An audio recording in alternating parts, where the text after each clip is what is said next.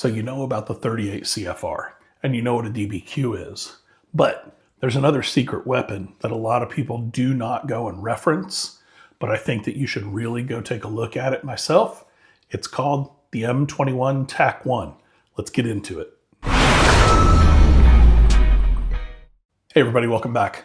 Hey, today we're going to talk about the M21 TAC-1 document for Veterans Affairs. And what you need to know about that document is that it's the internal adjudication procedures manual, okay? What does that really mean in English, quite honestly?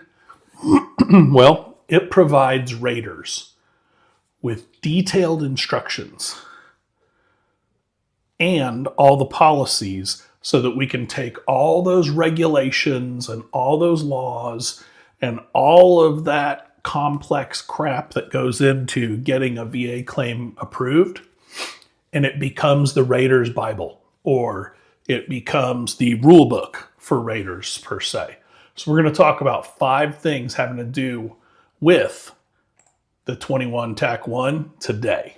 Let's start off with number 1, forcing the VA to fulfill its duty to assist. Now, there's a lot of confusion over what a duty to assist really means. And it spells it out pretty clear in the manual, okay? They have a legal obligation, the VA does. They have a legal obligation to help you gather the necessary evidence for your claim, period. It's non-negotiable. They cannot delegate it to anybody else. They have to do this. But what does that really mean? It really means what they have to do is give you a CMP exam.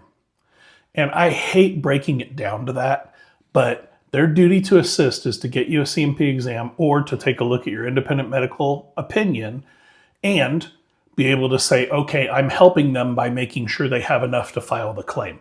That's what their job is. That's the duty to assist. The duty to assist doesn't mean they have to be on the veteran's side. They're never on the veteran's side, okay? The ones that are on the veteran's side, there's very few of them, to be honest.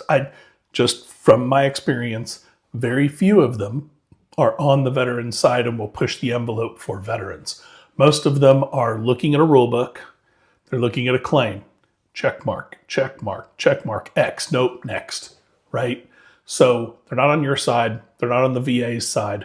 They're doing a job specifically. So the duty to assist, excuse me, is found in M21 TAC-1, Part 4, Subpart 1, Chapter 1, Section A. Whole lot to remember. I'm going to put these references inside the description for you. And hang on till the end of this video, because at the end of the video, I'm going to tell you where you can go find this manual very easily so that you don't have to go up to Google and try searching in all the stuff that you need to search for. I'll just give you one place to go find it, okay? So how do you use the duty to assist? So, or how the use of the duty to assist is, so if the VA denies your claim without getting all your service treatment records or scheduling the CMP exam, you can say that the VA failed its duty to assist. And that can be a part of your, a part of your higher level review or a part of your complaint back to the VA. Now, I will tell you that 99.9% of the time, the VA does its job, okay? They are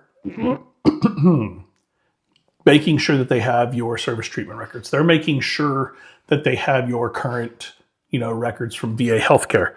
What they can't get is they can't get private healthcare unless you've provided it to them.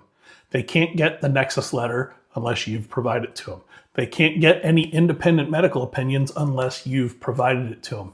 They can't get any of that stuff unless you provide it to them outside of military service records, so military treatment, and service record, and VA healthcare. That's it. That's all they can get. So make sure that you leverage that. You're going to go give them everything, right?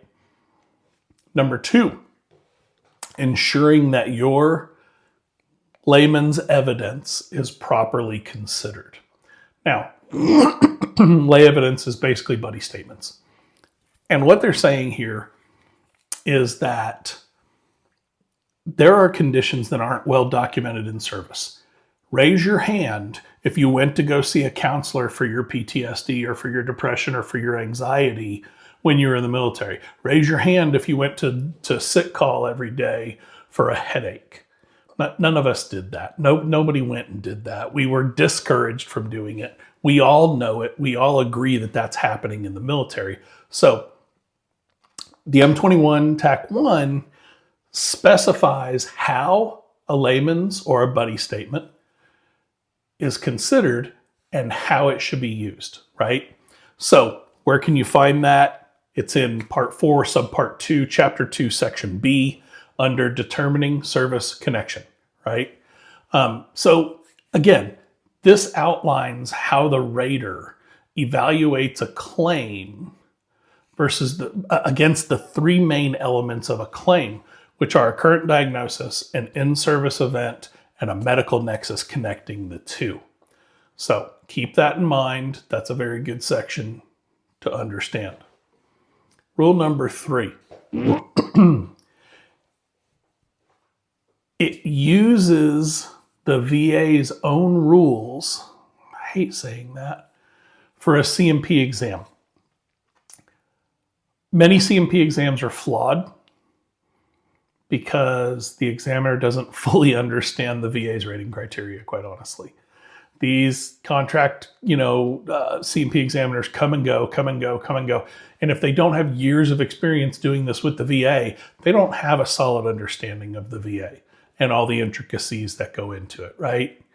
The M21 TAC 1 can guide examiners on what information to gather and ensure a complete report. Think of this as the manual of the DBQs, right? So a CMP examiner knows to create a DBQ. They know that they have to fill out this form. The M21 TAC 1 tells them how, right? As an example, because there's multiples of these, but I'm just going to tell you as an example for musculoskeletal conditions. It's M21 TAC 1, Part 5, Subpart 3, Chapter 1, Section A. Yes, I'm reading that. I am not that smart. Okay. So that's where it's found, right?